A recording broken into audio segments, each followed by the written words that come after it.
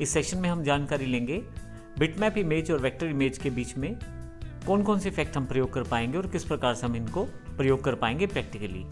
यदि आप यहाँ देखें तो हमारे पास इफेक्ट्स की कैटेगरी ऊपर उपलब्ध है इस मेन्यू में, जिसमें आपके पास काफ़ी सारे इफेक्ट्स हैं, एडजस्टमेंट्स, ट्रांसफॉर्म, कोरेक्शन इत्यादि के रूप में। हम जब भी किसी ऑब्जेक्ट को सिलेक्ट करते हैं तो डिपेंड करता है वो वेक्टर बेस है या बिटमैप इमेज है, इसके अकॉर्डिंग ही आपके पास इफेक्ट अवेलेबल रहते हैं। मेरे पास यहाँ पे ये वाली इमेज वेक्टर बेस इमेज है, मैं सिलेक्ट कर लेता हूँ, इफेक्ट्स पे जाता हूँ, एडजस्ट पे आप जाएं। यहाँ से आप बेसिक एडजस्टमेंट्स कर सकते हैं जैसे brightness, contrast, intensity, colour balance, gamma और ह्यू सैचुरेशन इत्यादि को सेटअप कर सकते हैं।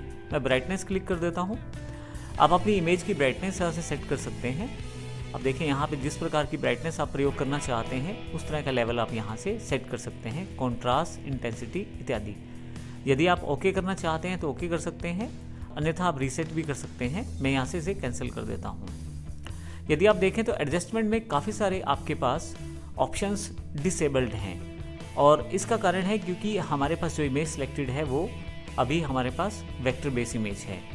यदि मैं बिटमैप इमेज को सिलेक्ट कर लूँ और इफेक्ट्स पे जाऊँ, एडजस्टमेंट में आप देखेंगे काफ़ी सारे ऑप्शन आपके पास एनेबल हो गए हैं, क्योंकि यहाँ पे कुछ इफेक्ट्स जो हैं वो प्रॉपरली बिटमैप इमेज पे कार्य करते हैं। जैसे मैं कॉन्ट्रास्ट एनहांसमेंट सेलेक्ट कर लेता हूँ और यहाँ से मैं कॉन्ट्रास्ट का लेवल बढ़ा और घटा सकता हूँ। आप देखें तो इस तरह से मैं डिपेंड करता है कौन सी इमेज मैंने सेलेक्ट हुई है, उसके अकॉर्डिंग मैं उन इफेक्ट्स को अप्लाई कर सकता हूँ। यहाँ से मैं इसे कैंसिल कर देता हूँ।